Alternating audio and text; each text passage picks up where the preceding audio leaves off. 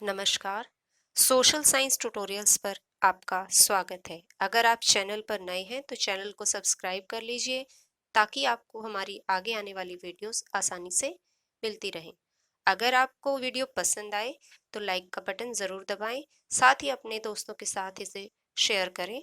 जैसा कि आप जानते हैं, इस चैनल पर हम स्कूल ऑफ ओपन लर्निंग से संबंधित वीडियोस, लेक्चर बनाते हैं और विभिन्न शैक्षिक मुद्दों पर चर्चा करते हैं।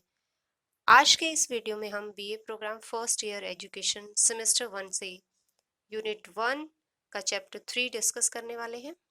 इस चैप्टर का टाइटल है शिक्षा का ज्ञान मीमांसीय आधार कॉलन ज्ञान, विश्वास, तर्क, जांच और तर्क। आज का समाज हम जानते हैं कि वह ज्ञान आधारित समाज है, यानी नॉलेज बेस्ड सोसाइटी है। और जब हम नॉलेज बेस्ड सोसाइटी की बात करते हैं तो इसमें दो पॉइंट बहुत इम्पॉर्टेंट हो जाते हैं कि आपके पास कितनी सूचना है और आपके पास कितना ज्ञान है।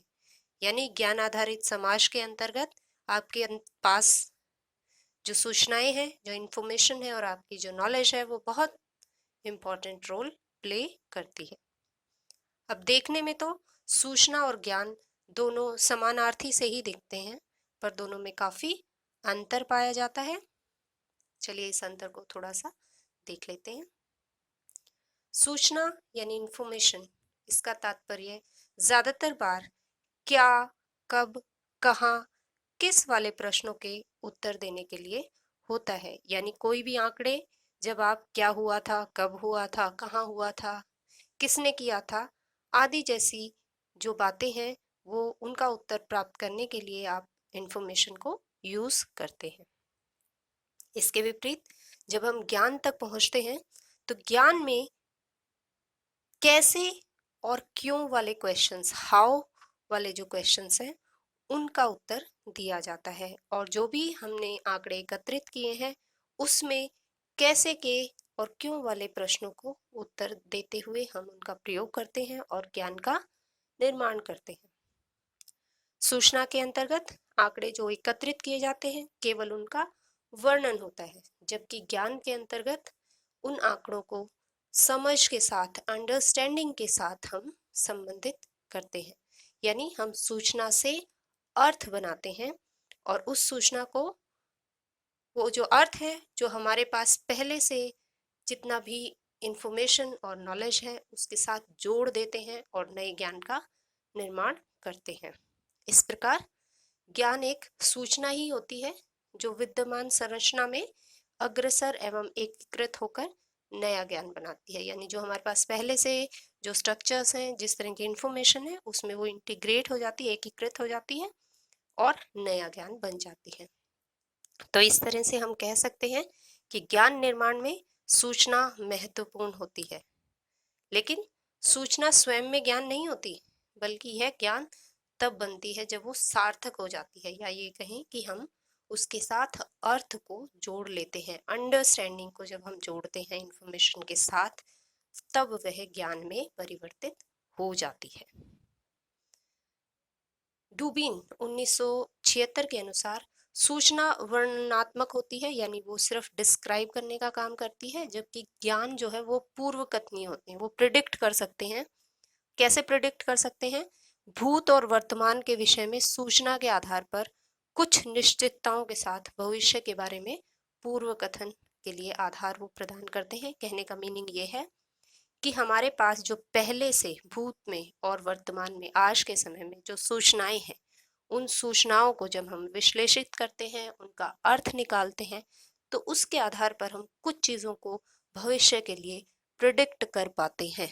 सूचनाएं क्या हुआ था, कब हुआ था, जैसी चीजों के आधार पर हम किसी तरह का प्रिडिक्शन नहीं कर सकते, लेकिन कैसे हुआ था, इसका संबंध किसी और चीज के साथ क्या था, किस किस लिए हुआ था, क्यों हुआ था, इसके क्या कारण रहे होंगे, इत्यादि बहुत सारी चीजों को मिलाकर जब हम किसी एक घटना पर और उससे संबंधित सभी जो आंकड़े हैं उनको इकट्ठा करके उनका अर्थ निकालते हैं, तो हम कुछ ना कुछ भविष्य के बारे में कह सकते हैं कि ऐसी स्थिति थी, तो उस स्थिति में क्योंकि उस व्यक्ति की पहले से किसी से लड़ाई थी, तो हो सकता है शायद उस व्यक्ति ने इस समय पर भी उसके साथ लड़ाई की हो, और भविष्य में भी जब वो दोनों सामने आएंगे तो आपस में लड़ सकते हैं।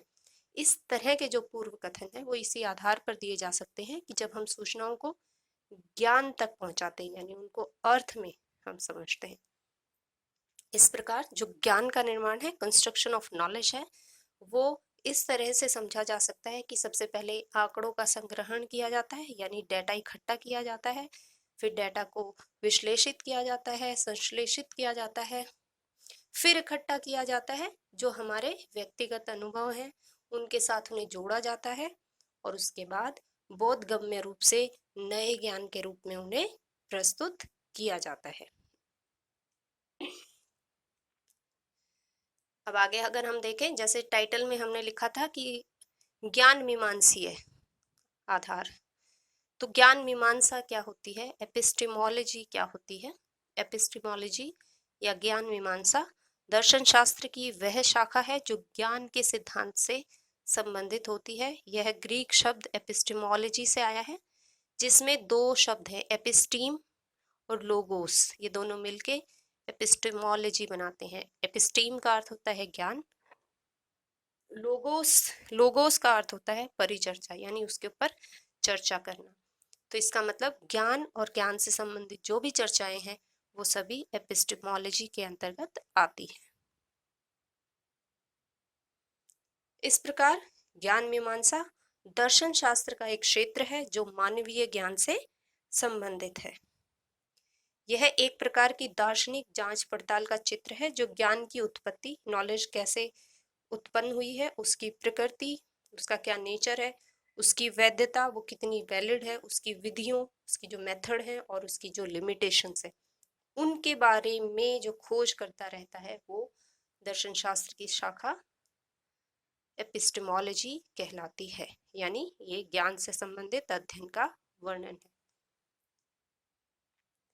अब अगर हम एपिस्टेमोलॉजी के आधार पर देखें कि ज्ञान की उत्पत्ति के कितने सिद्धांत माने गए हैं, तो दर्शन शास्त्र में, शिक्षा शास्त्र में ज्ञान की कहाँ कहाँ से उत्पन्न हो सकता है, इसके बारे में तीन मुख्य सिद्धांत माने गए हैं कि ज्ञान कहाँ से आता है। पहला है बुद्धिवाद, दूसरा है अनुभववाद, तीसरा है आलोचनावाद।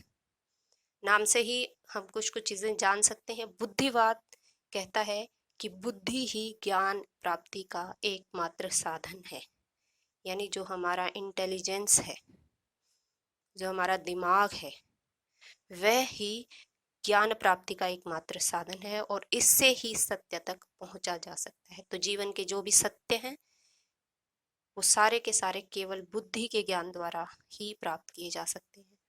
बुद्धि इम्पोर्टेंट रोल प्ले करती है। इसके विपरीत अनुभववाद कहता है कि अनुभव के आधार पर ही व्यक्ति के मस्तिष्क में ज्ञान अंकित होता है, और जब व्यक्ति अपनी इंद्रियों का, जो हमारी 5 इंद्रियां हैं, उनका प्रयोग करके इंफॉर्मेशन इकट्ठी करता है, तो वह जो इंफॉर्मेशन इकट्ठी होती है उसी से ज्ञान प्राप्ति होती है। ज्ञान प्राप्ति बैठकर विश्लेषण करने, चीज़ों के ऊपर सिर्फ सोचने इत्यादि से ज्ञान प्राप्त नहीं होता, जबकि बुद्धिवादी ये कहते हैं कि बैठ के आप अगर मान लीजिए चीज़ों के बारे में विश्लेषण करते हैं, उनके बारे में सोचते हैं, चिंतन करते हैं, तो उससे आप सत्य तक पहुंच सकते हैं।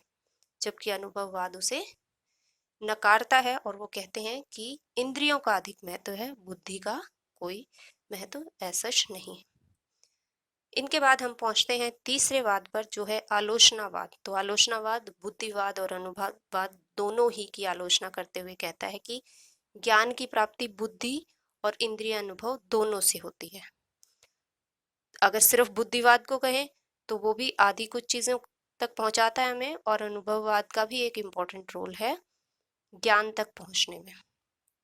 ये कहते हैं कि इंद्रियां अनुभव या संवेदन, सेंसेशन और जो हमारे एक्सपीरियंस हैं वो प्राप्त होते हैं हमें इंद्रियों से, और बुद्धि फिर उनकी व्याख्या करती है, उनकी इंटरप्रिटेशन करती है और उन्हें ज्ञान का एक आकार प्रदान करती है कि जो हमारे पास ऑलरेडी संरचना है ज्ञान की, उस ज्ञान की संरचना में उनको फिट करके बुद्धि, जो हमारे अनुभव हैं, उनको ज्ञान का आधार ज्ञान का आकार प्रदान करती है।